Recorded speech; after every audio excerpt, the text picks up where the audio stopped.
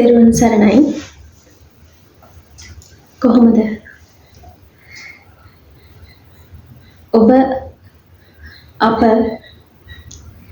ජීවත් වෙන්නේ ඇයි? කොමක් උදෙසාද අපි එදිනදා කාර්යයන් වල යෙදෙන්නේ? කොමක් වෙනුවෙන්ද ඔබේ කාලය කැප වෙලා තියෙන්නේ? කුමන ආකාරයේ ඵලයක්ද ප්‍රයෝජනයක්ද ඔබේ මේ ජීවන ගමනේ අර්ථය වෙලා තියෙන්නේ? අපි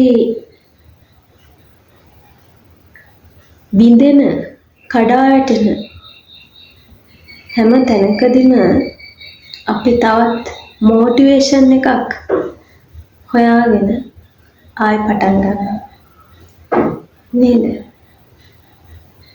නැගිටින දුවන මේකේ මොකක්ද ඔබේ අරමුණ, ඉලක්කය, පරමාර්ථය නේද? අපිට අතීතයක් ගැන සිහි වෙනවා නේද? එහා සම්බන්ධව මිතුරන් කියලා කොටසක් නේද? සතුරු වුණා කියලා කොටසක් සිහියට එනවා. වැරදුන තැන් කියලා, හරි ගියපු තැන් කියලා සිහි වෙනවා නේද? මේ වර්තමානය කියලා මෙන්න මේ පිරිස සුහදශීලී, මෙන්න මේ පිරිස මෙන්න මේ විදිහයි නේද? මේ අය අපිත් එක්ක අමනාපෙන් ඉන්න පිරිස, මේ අය අපට ලෙන්ගත පිරිස නේද කියලා හිතෙනවා නේද? අතීතය වර්තමානය ගැළපෙමින් අනාගතය පිළිබඳ ප්‍රස්තුතයක්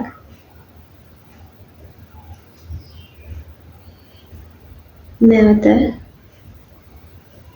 මෙන්න මේ විදිහින් විය යුතුයි, මෙන්න මේ විදිහට කර යුතුයි කියලා හිතෙනවා නේද? මේ අතීත, අනාගත, වර්තමාන මේ කාලත්‍රයේ පැනවීමත් ඔබේ අරමුණ, ඉලක්කය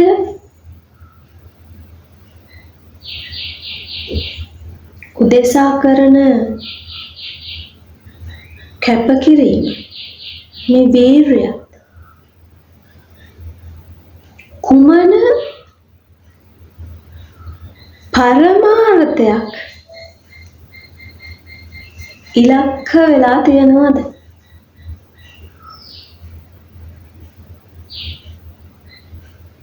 නේද? අපි මේ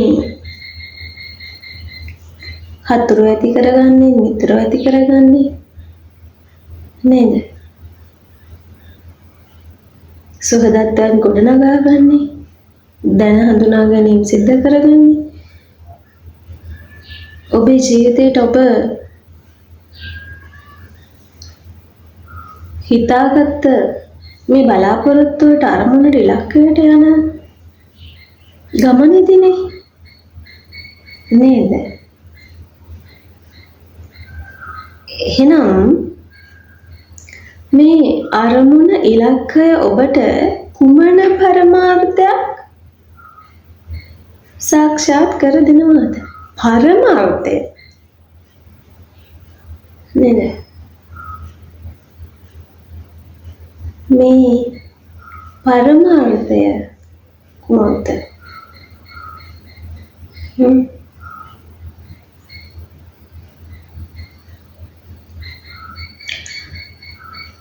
අපි එදා කියලා, අද කියලා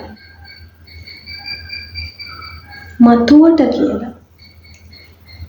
මෙන්න මේ වෙලාවේ මේ ලබන අත්දැකීම තුළ එවැනිම අත්දැකීමක් කරහාම සිහිපත් වීමක් වෙනවාම මිසක අතීතයක් අනාගතයක් වර්තමනක් කියලා මෙන්න මේ අත්දැකීම තුළ මෙන්න මේ සිහිපත් වීමම මෙවැනිම මානසිකාරයක්ම හැර අන් යමක් පෙන්වන්න බලවන්ද? හතුරා කියලත්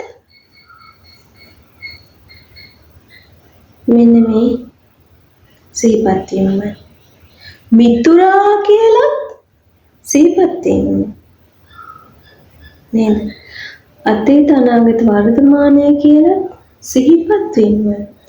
හතුර රූප වේදනා සංඥා සංකාර විඥානයන්ගේ පැනවීම. මිතුර රූප වේදනා සංඥා සංකාර විඥානයන්ගේ පැනවීම. අතීත අනාගත වර්තමාන මේ මොහොත කියලා රූප වේදනා සංඥා සංකාර විඥානයන්ගේ පැනවීම. නේද? මේ පංච උපාදානස්කන්ධය අනවබෝධයෙන් හතුරා වෙලා මිතුරා වෙලා නේද? අතීත වෙලා අනාගතයක් වෙලා වර්තමානයක් වෙලා හරි ගිය තැන් වෙලා වැඩිදුන තැන් වැරදුන තැන් වෙලා නේද? ඔන්නෝක මමත්වයේ පැනවීමටම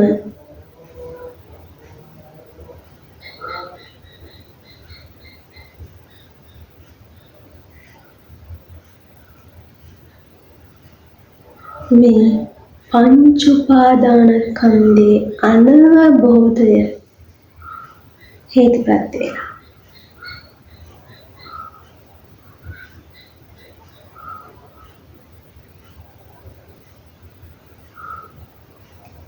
මමත්වය මේ සක්කාය දෘෂ්ටියේ පැනවීමෙන් තොරව හතුරෙක් මිතුරෙක් අතීත අනාගත වර්තමානයක්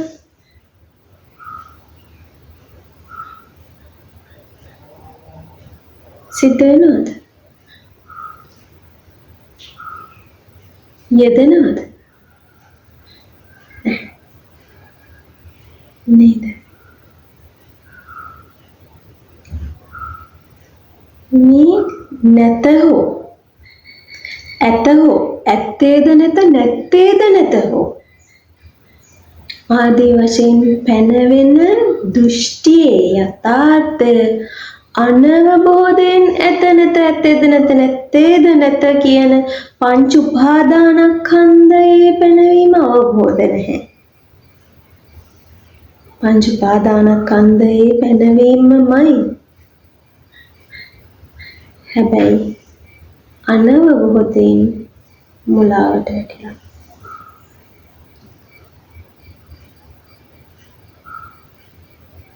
නේද? මමය මගේ කියලා පැනවිලා ඒ පැනවීම සත්කාය දෘෂ්ටියයි.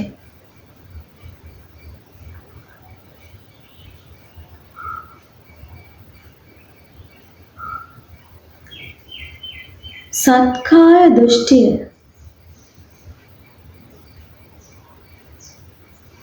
දෘෂ්ටියක් බව අවබෝධයම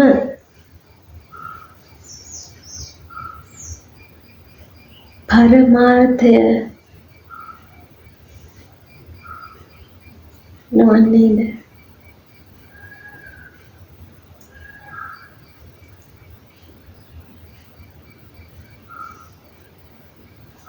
පරමාර්ථය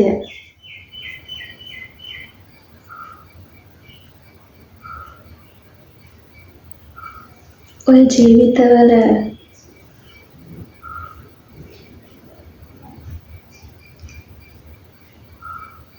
මොන ආකාරයෙන්ද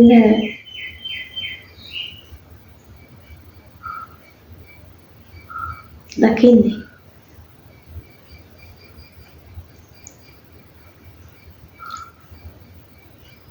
මොන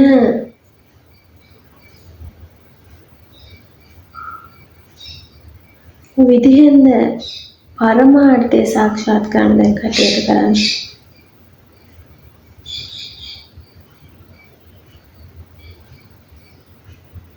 අපිට ලෝකයේ බැඳෙන්න, ලෝකයෙහි සැරිසරන්න මේ මාර බලවේගයන්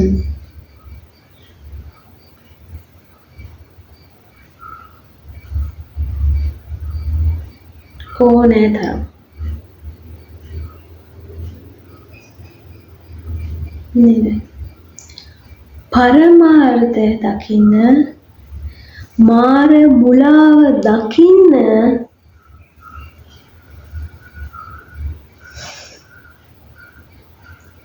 හරිම අහම මහත් භාග්‍ය සම්පන්න අවස්ථා.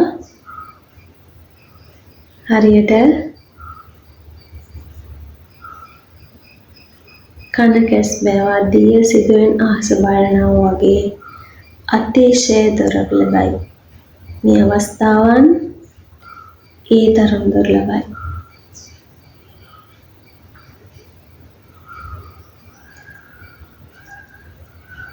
නේද?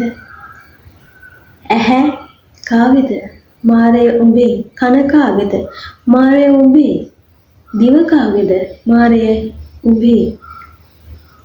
කය කාගේද? මාරේ උඹේ. මන කාගේද? මාරේ උඹේ. නේද? පෙනෙන, ඇහෙන, දැනෙන, දැනගන්නා බව මේ නමින් පැනවෙන මේ ලෝකය, ලෝක අත්දැකීම, දුව දරුවා පුතා අම්මා තාත්තා පෙම්වතා පෙම්වතිය සැමියා බිරිඳ මමත් මාරය උඹේ. කාගේද? උඹේ. පුළුවන් ද මේ විදිහෙන් බාර දෙන්න? ලෝකය ලෝකයට බාර දෙන්න. මාර ධර්මය මාර ධර්මයට බාර දෙන්න පුළුවන්ද? බුදු පියාණන් වහන්සේ බුද්ධ ඥානය එසේ ඥානයක් පහළ කරා.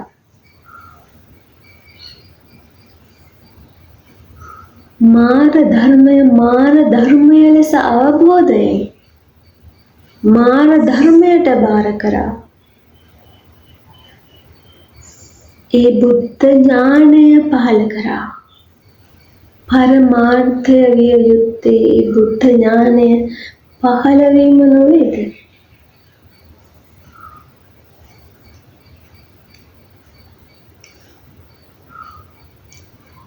අසරණයි. පංච උපාදානස්කන්ධ ගුගුලේ පැටළුණු මමෙක්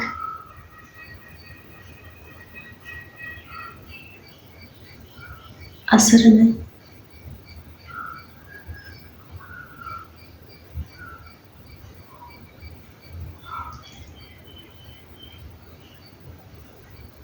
දැන් පව් කරන්න එපා.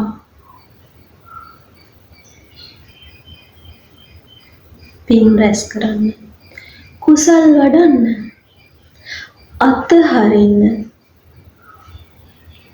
භාවනා කරන්න, මෛත්‍රිය පතුරවන්න.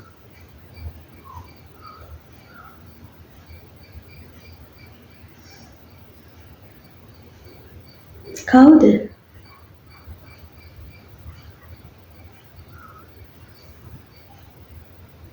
කාටද මේ කියන්නේ? ඔබට. ඔබේ පැනවීම, මගේ පැනවීම මොකද්ද මේ? පංච උපාදාන ස්කන්ධයේ පැනවීම. මාරග්‍රහණය මාරග්‍රහණයේ හසුවීමයි ඔබ.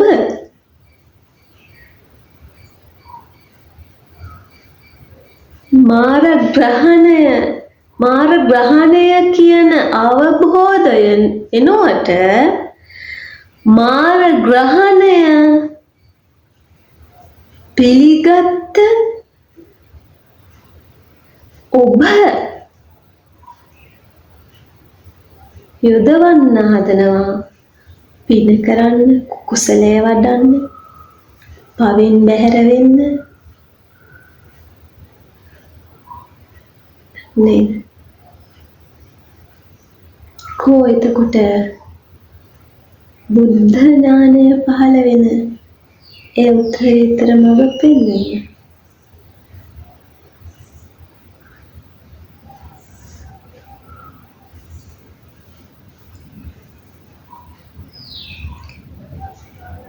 ඔබ භාග්‍ය සම්පන්නයි.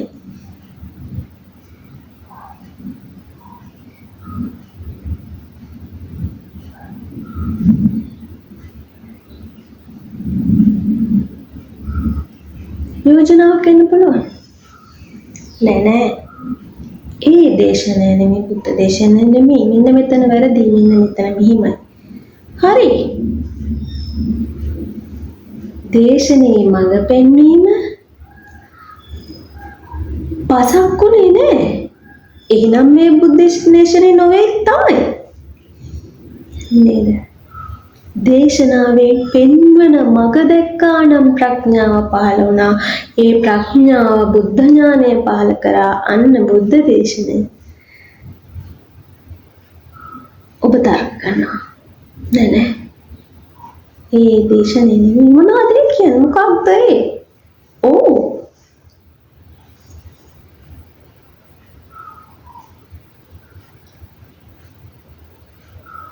දේශනය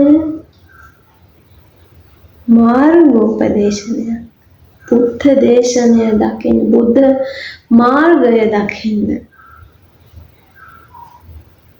ඉතින් මාර්ගය දැක්කේ නැත්නම් ඒ දේශනය බුද්ධ දේශනය නොවේ. කෙනෙක් කරන දේශනයක් බවට මානසිකාරයක්, තවත් දෘෂ්ටි ගැනීම, පංච පාදානස්කන්ධ වලටම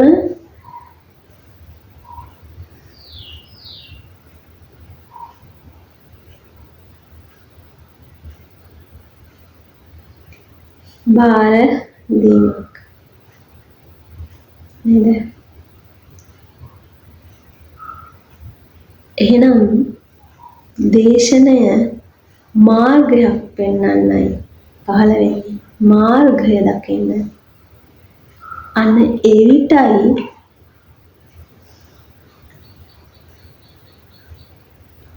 මේ මාරග්‍රහණය දැකලා මාර ධර්ම මාරයාට බාර දෙන්න පුළුවන්.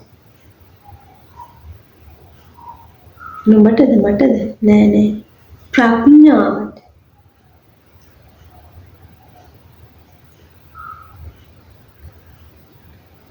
නේද?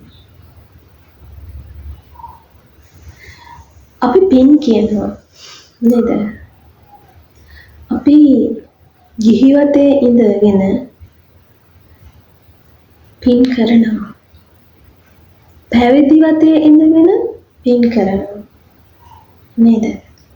මේ හෙළ සංස්කෘතිය නිර්මාණය වෙලා තියෙන්නේ මේ ගිහිවත කියපු මේ වතක හික්මීම උදෙසා. පැවිදි වත කියන වතක හික්මීම උදෙසා පැවිදි වත. ගිහි වත කියන ගිහි වතේ හික්මීම උදෙසා ගිහි වත. එතකොට මේ පැවිදි වත වගේම මේ ගිහි වත තුලත් හික්මීමයි පෙන්වලා දීලා තියෙන සීහලයක්. සීහල සංස්කෘතිය තුල. සීහල සංස්කෘතික සාර ධර්ම තුල. නේද?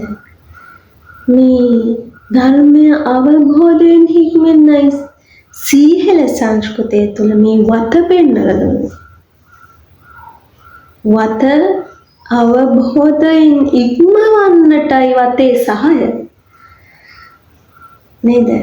වර්තමානයේ පැවිදි වත ඉක්මවන්නද පැවිදි වත තියෙන්නේ? ඒ වෙනුවෙන්ද කටයුතු වෙන්නේ? ගිහිවත ඉක්මවන්නද ගිහිවත කටයුතු වෙන්නේ? දැන් වෙනසක් ඇති වෙලා නේද? පංචකාම උගුලේ හිර වෙන්නම ගිහිවත. පංචකාම උගුලම හිර වෙමින් ඒ උගුලම හොඳ විදිහෙන් අටවා ගන්න විදිය කියලා දෙන වත පැවිදි වත. වෙලාද?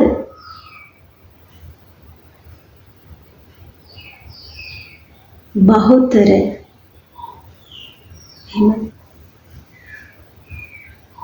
එහෙනම් ගිහිවතේ හෝ පැවිදි වතේ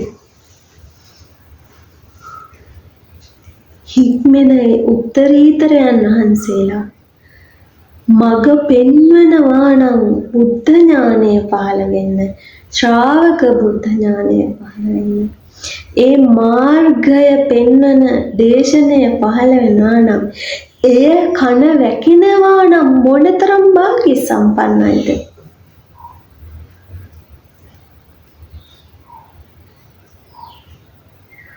නේද?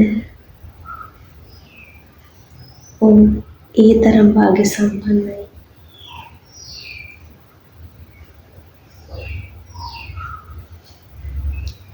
නේද? ගිහිවත තුළ හික්මන ගමන් මේ ආර්ය උත්තම පිරිස පැවිදි වෙලා භික්ඛු භික්ඛුණී ලෙසින්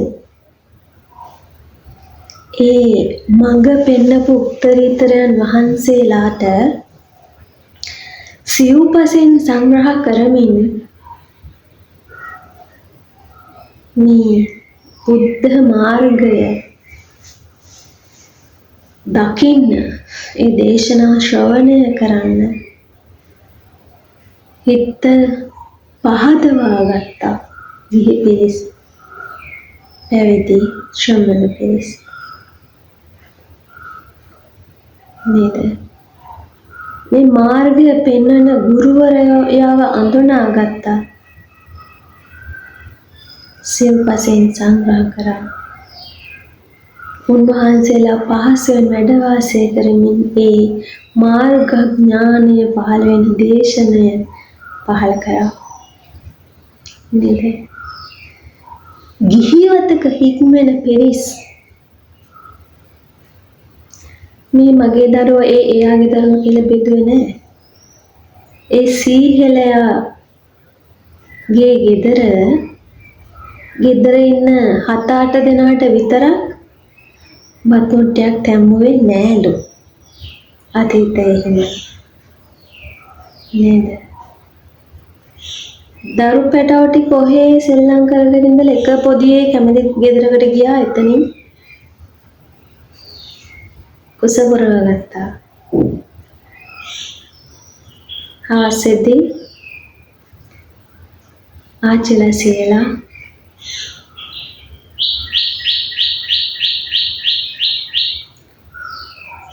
නිදහසේ ජීවත් වෙන දරු පැටවුන්ට ජීවිතයේ අර්ථය කියලා දුන්නා. මේ ආර්ය සීහලයා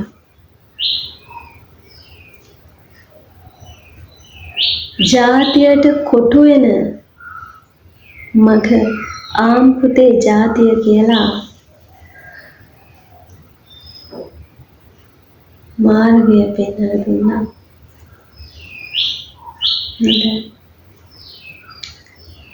ඒ මාර්ගය පෙන්වන පිරිසට ගෞරවයෙන් අපවස්ථාන කරමින්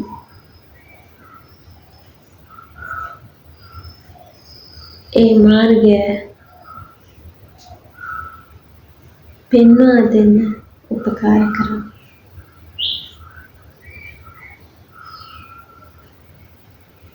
සීහෙල සමාජය ඒ විදිහින් අවබෝධයෙන් හික්මුණා.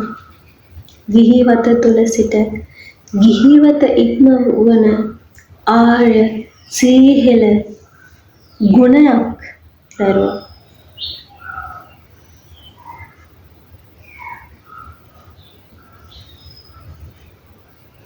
නේද? දැන් කෝ ඒ ගුණය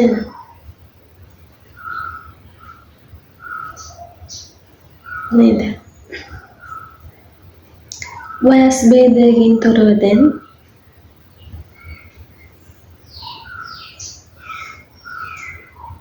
හති වැටුණත් වැටි වැටි ආයි දුවනවා. මිල මුදල් වස්තු දේපල සැප සම්පත් කොටනගා ගන්න දුවනවා. කෝ දැන් මානසික නිදහස? කෝ දැන් දරුවන්ගේ නිදහස? කෝ ඒ අම්මල තාත්තල ගෙවපු සරල ජීවිතය තුළ ලබන මානසික නිදහස? කෝ දැන් චීවරයේ ඉන්න උත්තමයන් වහන්සේලාට ඒ මානසික නිදහස? තනතුරු තානාන්තර පට්ටම් උගත් බුද්ධිකම් බුද්ධිමට්ටම්කම් පස්සේ හඹා යන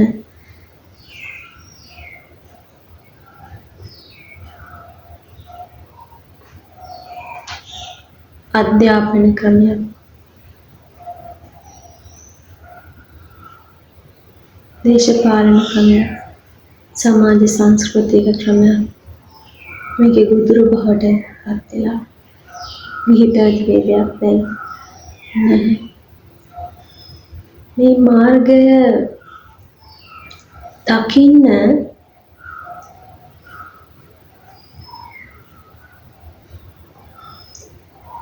තරම් මේ භාග්‍ය සම්පන්න වුණ ඒ උත්තමයන් වහන්සේලා තාමත් ජීවමානයි. ඒ උත්තරීතර ගුණයන් විද්‍යමාන වෙනවා. ඒ දකින්න ඔබ භාග්‍ය සම්පන්න වෙන්න යුතුයි.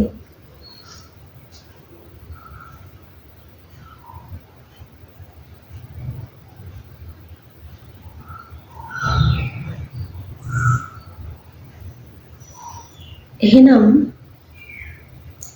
මේ මායාගේ උගුලේ මායාගේ න්‍යායන් මායාගේ ධර්මයන් මාය උඹේය කියන අවබෝධයට මාර්ග ඥානය පහළ වෙන්න මෙන්න මේ ජීවන අත්දැකීමේ ඇත්ත දකින්න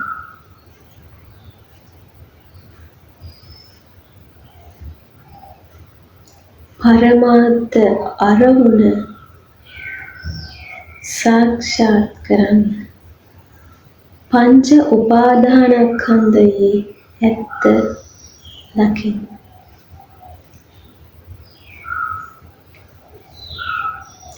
අතීතය අනාගතය වර්තමානය මම සත්ත්ව පුද්ගලත්වය මගේ සාර්ථකත්වය මගේ දුර්වලකම මගේ පරාජිතකම මගේ අය මගේ දේවල් මගේ වස්තු මගේ ලෝකය මේ ලෝකටම මම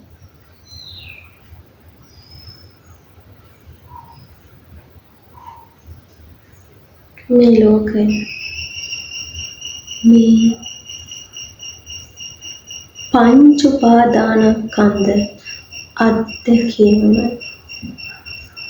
මෙන්න මේ අවස්ථාව මෙන්න මේ මොහොත මෙන්න මේ මෙනෙහිවීම මයින්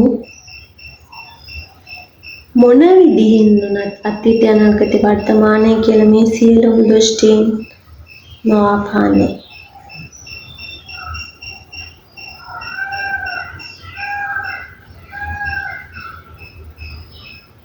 මේ අත්දැකීමමයි මෙන්න මේ විදිහේ අත්දැකීමමයි මේ පෙනෙන ඇහෙන දැනගන්න බවට වන අත්දැකීම තුලමයි එදා මෙදා අද ඊයේ අතීත අනාගත වර්තමාන මම අනිත් කෙනා කියලා වන පැනවීම මේ වෙනිම අත්දැකීමක් මිසක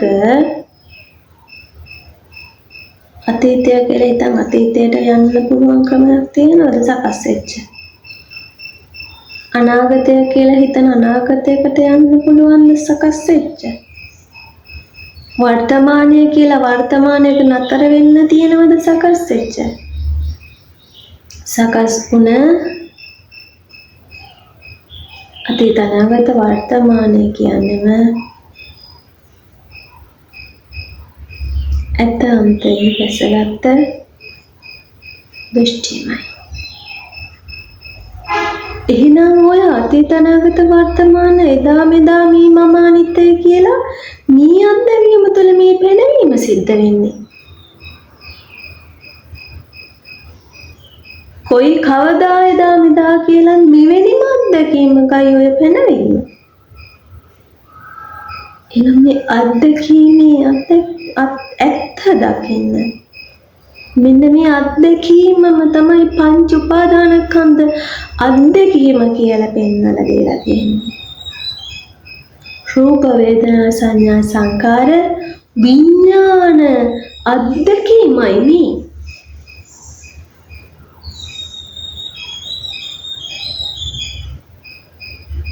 පෙනෙන ඇහෙන දැනගන්න බවට හිතෙන මේ මානසිකාර අත්දැකීම හේතු ප්‍රත්‍ය අත්දැකීම හේතු ප්‍රත්‍යයි මායාවක් මේක මඤ්ඤණාවක් වේ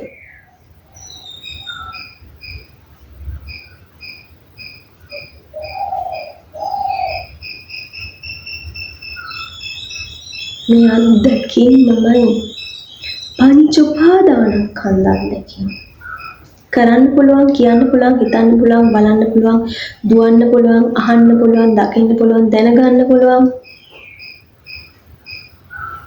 කියලා හිතන මේ අත්දැකීමමයි පංච උපාදානස්කන්ධ අත්දැකීම. ඒ අම්මා තාත්තා දුව දරුවා කියන හඳුනා ගැනීමමයි පංච උපාදානස්කන්ධ අත්දැකීම.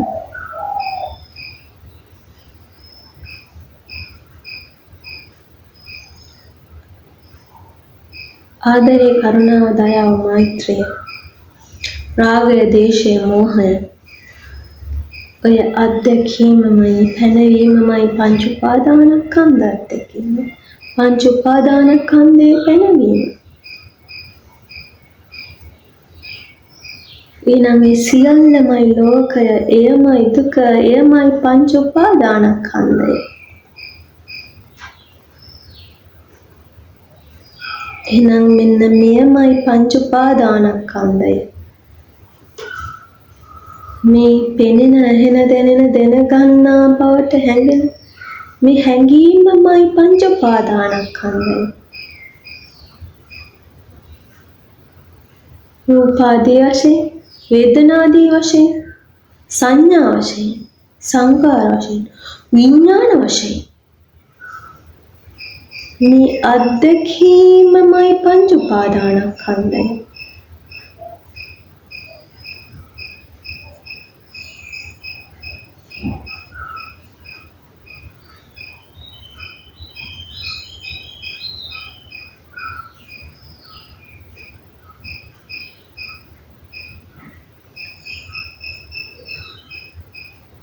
रूप रूप शब्द रूप गंध रूप रस रूप स्पर्श रूप धम्म रूप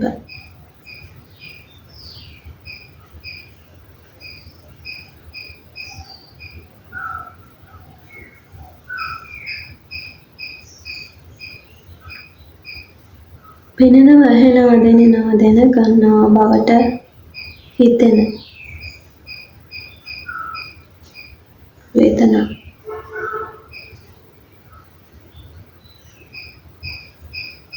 පෙනීමක් ඇහිීමක් ගැනීමක් දැන ගැනීමක් බවට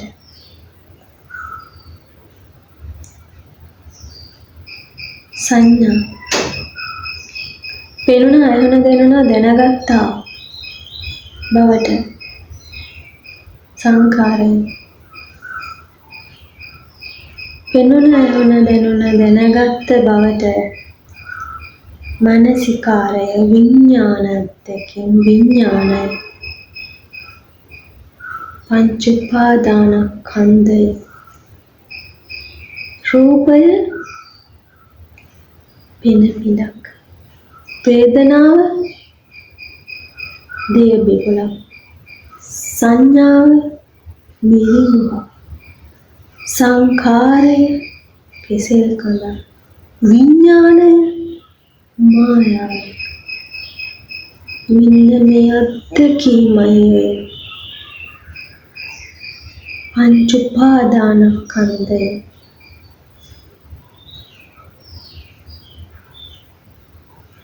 රූපය පෙන පිනක්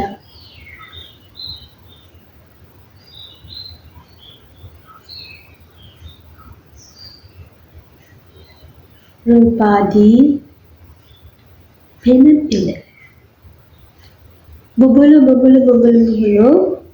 පෙන පින ඇති බවට පෙන්වනවා එකතු කරලා ගන්න හැදුවතින් බිඳි යන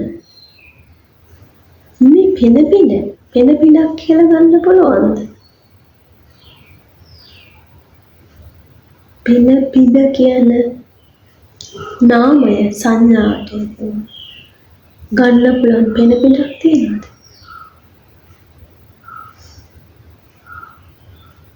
පෙනෙන ඇහෙන දැනගන්න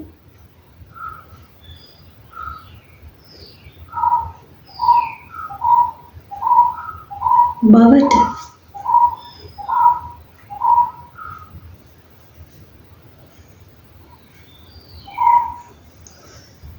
පෙන පින එකතු කරලා තියාගන්න පුළුවන්ද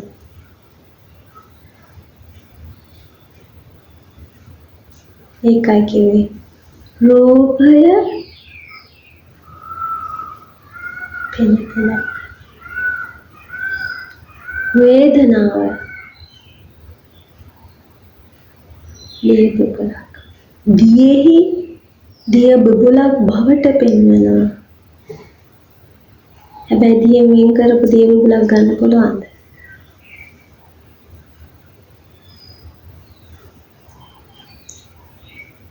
පෙනෙන ඇහෙන දැනගන්න බවට වීම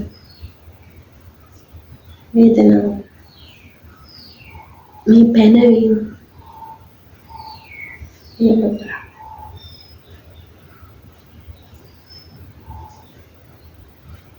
සංඥාව මිරිඟුවක්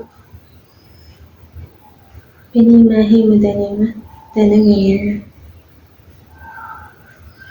රූප ශබ්ද ගන්ධ රස ස්පර්ශ සංඥාව මිරිඟුවක්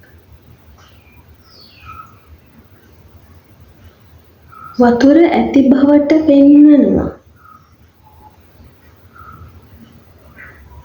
මිරිඟුව යෙදිලාම නැති වතුර මුලාවමයි මිරිඟුවම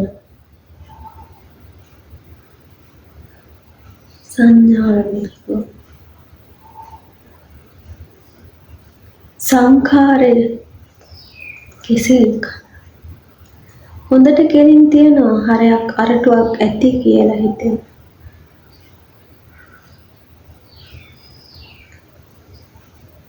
බලන්න අහන්න දකින්න අල්ලන්න ගඳ සුවඳ රස පහස විඳින්න හිත ඉන්න සංඛාරය වන බවටම හරවත් විදිහට දකින්න මේ දැක්ම සංඛාරයේ කෙසෙල් කලක් හරයක් තිබිලාම නැහැ, ඇත්තේම නැහැ.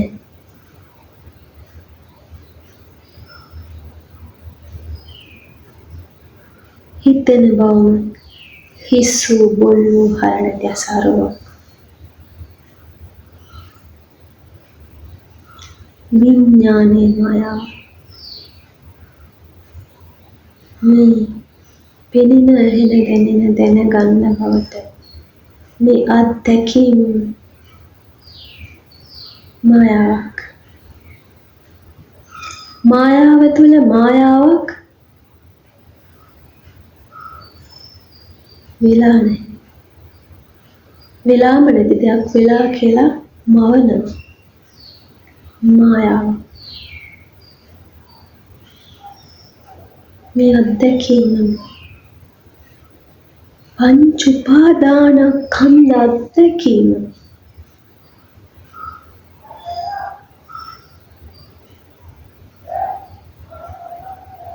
මායාව අත්දැකීම. අත්දැකීම කියලාවත් පනවන්න පුළුවන්ද මායාවක් තුළ? වෙලාම දෙයක් වෙලා බවට පෙන්වන, වෙන්නේම දෙයක් වෙන බවට පෙන්වන, සකස් වෙලාම දෙයක් සකස් වීමක් බවට පෙන්වන.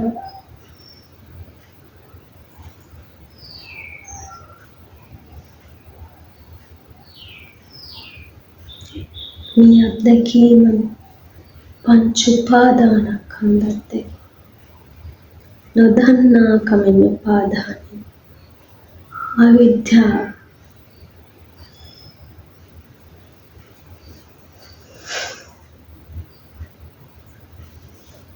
එහෙනම් පංච උපාදානස්කන්ධය මමය මගේය. පංච උපාදානස්කන්ධය ලෝකය පංච උපාදානස්කන්ධයි.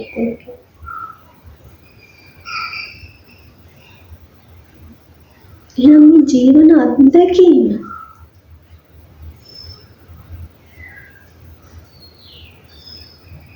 අසාරයි. හරයක් ඇත්තෙම නැහැ.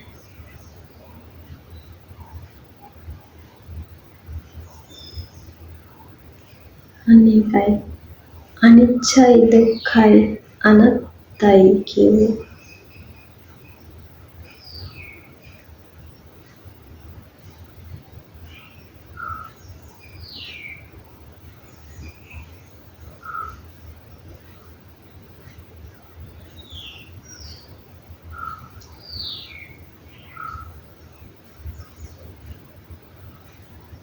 එහෙනම්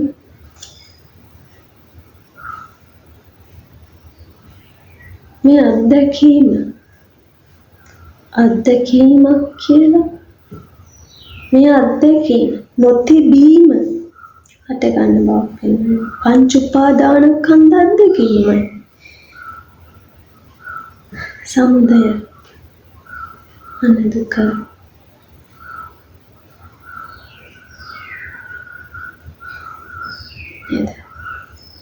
පංච උපාදානස්කන්ධ අත්දැකීමම දුක. මේ අත්දැකීමම දුක.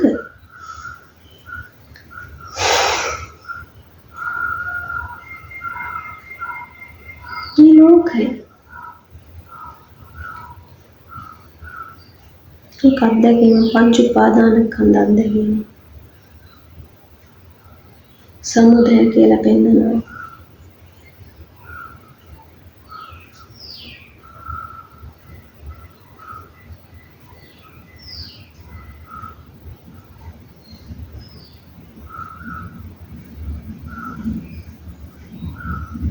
පංච උපාදානස්කන්ධ අත්දැකීම. පංච උපාදානස්කන්ධ අත්දැකීම. මේ අත්දැකීම පංච උපාදානස්කන්ධ අත්දැකීම.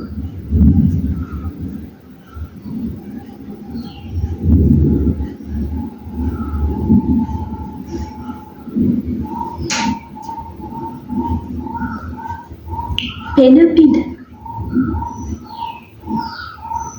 දියවිවල නිරිඟුව කෙසෙල් කඳ මායාව මේ අත්දැකීම.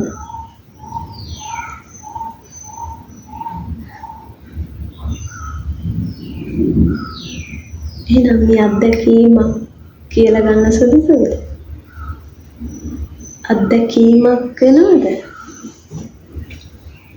මේ අත්දැකීමේ පැනවීම පංච උපාදානස්කන්ධේ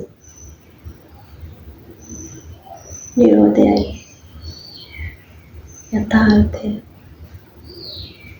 අත්දැකීම නිරෝධයයි යථාර්ථය. ඒ දකින මාර්ගය පංච උපාදානස්කන්ධේ. අත්දැකීම පංච උපාදානස්කන්ධේ.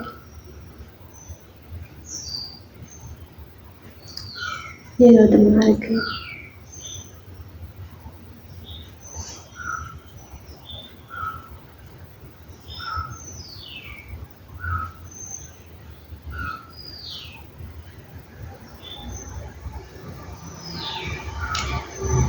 මේ අත්දැකීම් යථාර්ථය අවබෝධය පරමාර්ථ අරමුණ සාක්ෂාත් වීම ප්‍රඥාවේ පහළ වීම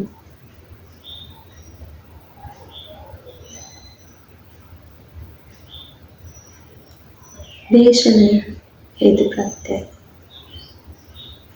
දේශනය දකින්න ඒ සත්පුරුෂ සේවනය සිද්ධ කරගන්න.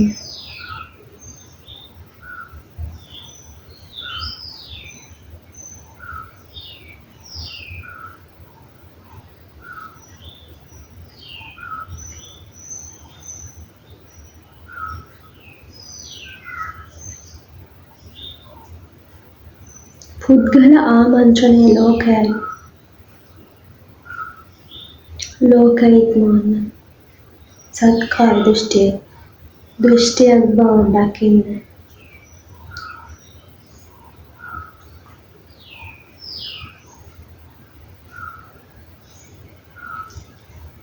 ලෝක මුලාවක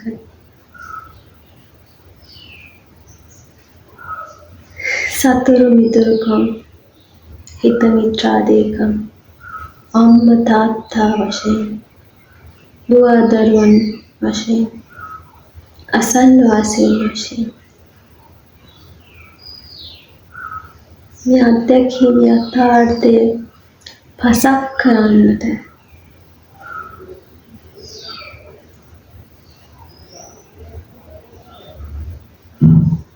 සිව්පසය සපුරමින්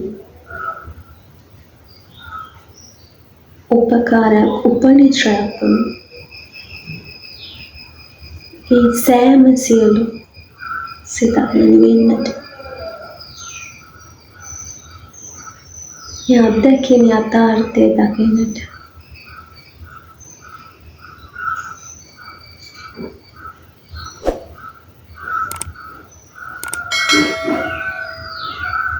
මේ දේශනය හේතු උපකාරයක් උපනිශ්‍රයක් වේවා. තෙරුවන් සරණයි.